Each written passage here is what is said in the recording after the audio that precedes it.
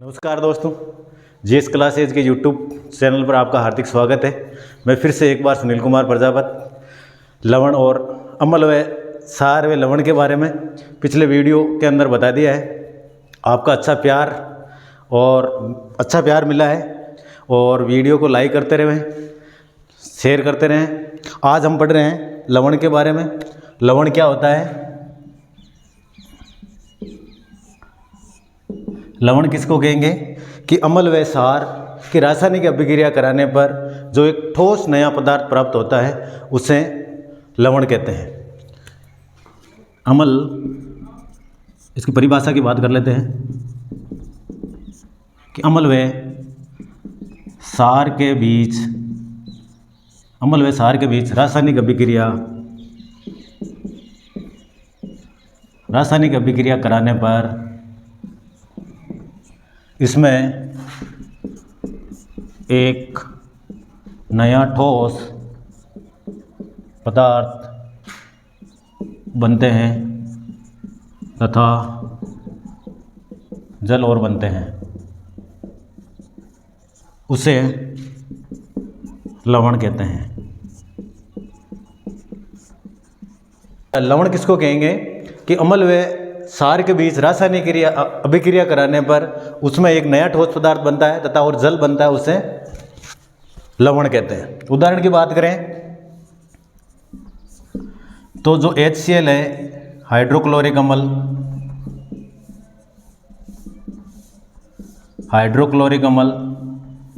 ये हो गया NOH, ये हो गया सोडियम हाइड्रोक्साइड।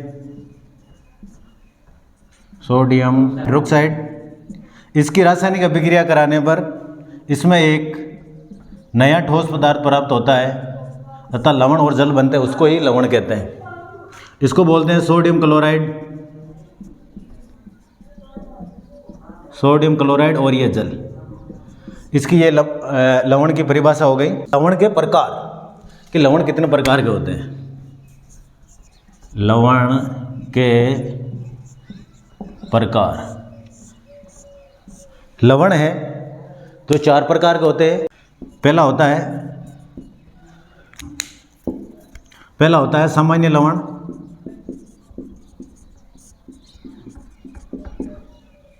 दूसरा होता है अम्लीय लवण,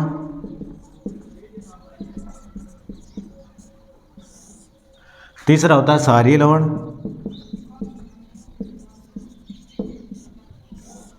चौथा है द्विक लवण। लवण के 4 प्रकार के होते हैं। पहला होता है सामान्य लवण, दूसरा होता है अम्लीय लवण और तीसरा होता है क्षारीय लवण और चौथा होता है द्विक लवण। तो पहले बात कर लेते हैं सामान्य लवण के बारे में कि सामान्य लवण क्या होता है। पहले बात कर लेते हैं सामान्य लवण के बारे में। सामान्य लवण का मतलब है कि जो परबल अम्ल है, परबल अम्ल व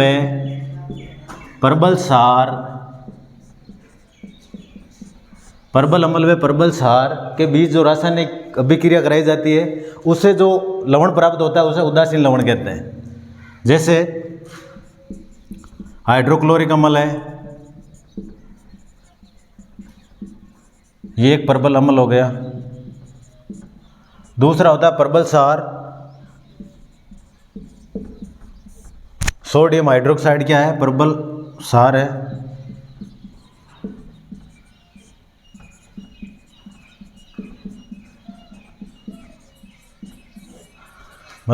परबल अम्ल व परबल सार, जो HCl है वो हाइड्रोक्लोरिक अम्ल और जो NaOH है सोडियम हाइड्रोक्साइड, ये एक परबल सार हो गया। इनका रासायनिक अभिक्रिया कराने पर जो ठोस पदार्थ बनता है उसको उदासीन लवण कहते हैं। जैसे NaCl और H2O अलग, इसको बोलते हैं सोडियम क्लोराइड। ये हो गया सामान्य लवण। अब सामान्य लवण है जो इसका सामान्य लवण जलीय विलीन कराने पर जो लिटमस होता है उस पर कोई प्रभाव नहीं पड़ता है।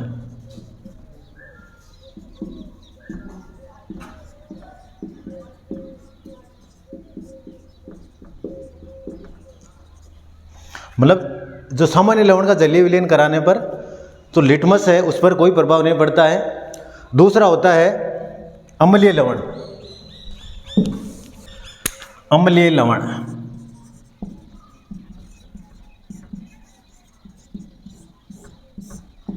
दूसरा होता है अम्लीय लवण, मतलब प्रबल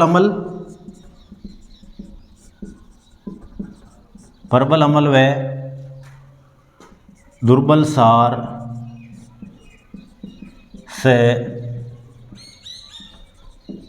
अभिक्रिया से प्राप्त किया जाता है उस लवण को अम्लीय लवण कहते हैं। अम्लीय लवण कहते हैं मतलब प्रबल अम्ल व दुर्बल सार से अभिक्रिया से जो प्राप्त किया जाता है उस लवण को अम्लीय लवण कहते हैं। और अम्लीय लवण इसका जलीय विलयन कराने पर जलीय विलयन कराने पर नीले लिटमस है, नीले लिटमस को लाल कर देता है, ये लाल कर देता है। ये हो गया अम्लीय लवण।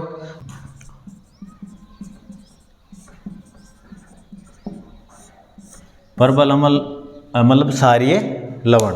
क्षारीय लवण का मतलब होता है इसमें एक सामान्य लवण जो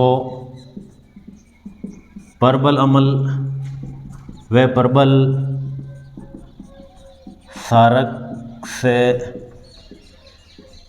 अभिक्रिया से प्राप्त किया जाता है तो प्राप्त लवण को क्षारीय लवण कहते हैं। क्षारीय लवण कहते हैं मतलब क्षारीय लवण किसको कहेंगे कि एक सामान्य लवण जो प्रबल अम्ल व प्रबल क्षार से अभिक्रिया से प्राप्त किया जाता है तो जो प्राप्त लवण होता है वो क्षारीय लवण कहलाता है। चौथा होता है द्विक लवण। चौथा होता है द्विक लवण। जो ये द्विक लवण है जो दो लवणों का मिश्रण होता है जो जल में विघटित होकर या जो जल में आयनित होकर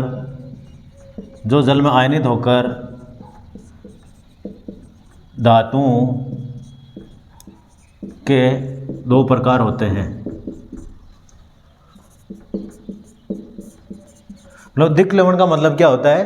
द्विक लवण जो दो लवणों का एक मिश्रण होता है जो जल में आयनित होकर धातुओं के दो प्रकार के होते हैं। अब आगे बात कर रहे हैं सामान्य लवणों के उपयोग कौन कौन सा होता है। पहला होता है सोडियम क्लोराइड, इसको NaCl बोलते हैं। इसको चट्टानी नमक भी बोला जाता है और इसका उपयोग है विरंजक चूर्ण के रूप में और दूसरा होता है बेकिंग सोडा के रूप में। अब दूसरा बात करते हैं सोडियम कार्बोनेट, जिसका Na2CO3 बोलते हैं। इसको धोने का सोडा बोलते हैं। वेरी इंपॉर्टेंट है ये, एग्जाम के अंदर ये क्वेश्चन पूछते हैं कि सोडियम क्लोराइड को चट्टानी नमक क्यों कहा जाता है। दूसरा सोडियम कार्बोनेट को धोने का सोडा क्यों कहा जाता है। अब आगे बात करते हैं कि सोडियम कार्बोनेट है उसका उपयोग कौन कौन सा होता है। एक तो कांच बनाने में, दूसरा है साबुन एवं कागज़ के उद्योग में, तीसरा होता है जो कपड़े होते हैं उसकी ड्राई क्लीनिंग या ड्राई वॉशिंग करने के लिए। सोडियम बाइकार्बोनेट इसको बोलते हैं NaHCO3, उसका हिंदी में नाम होता है बेकिंग सोडा। अब इसका उपयोग है बेकिंग पाउडर बनाने में और सोडा के अम्ल की जो अग्निशामक के रूप में। कॉपर सल्फेट की बात करें तो इसका रासायनिक सूत्र होता है COSO4 5H2O। इसको नीला थोथा भी कहा जाता है।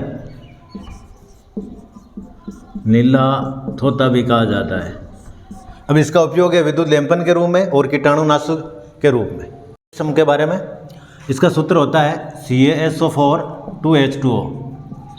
इसको हम प्लास्टर ऑफ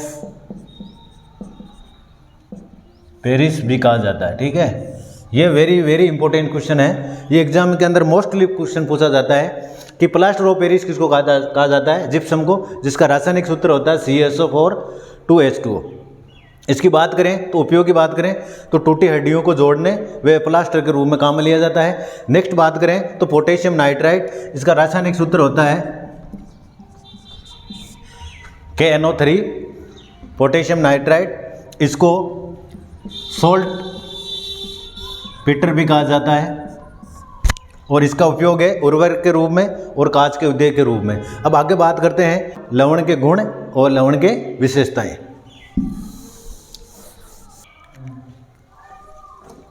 आगे बात कर रहे हैं लवण के गुण व विशेषताएं, मतलब लवण के गुण या विशेषताएं क्या क्या होती है। पहला है सामान्यतः, मतलब लवण है सामान्यतः ठोस होते हैं। दूसरा है लवण है जो विद्युत के चालक होते हैं। तीसरा होता है जो लवण है उनका गलनांक व क्वथनांक उच्च होता है। तो लवण के गुण या विशेषता के बारे में बात कर लेते हैं कि लवण है सामान्यतः ठोस होते हैं, लवण है जो विद्युत के चालक होते हैं और लवण का जो गलनांक है क्वथनांक उच्च होता है। तो आज ये लवण कंप्लीट हो चुका है। अब आगे जो अगला वीडियो होगा वो लवण के जितने भी क्वेश्चन बन रहे हैं, अम्ल के जितने भी क्वेश्चन बन रहे हैं, क्षार के जितने क्वेश्चन बन रहे हैं, उनका सारा डीपली के अंदर उनका हल किया जाएगा। आगे वीडियो देखते रहें। धन्यवाद।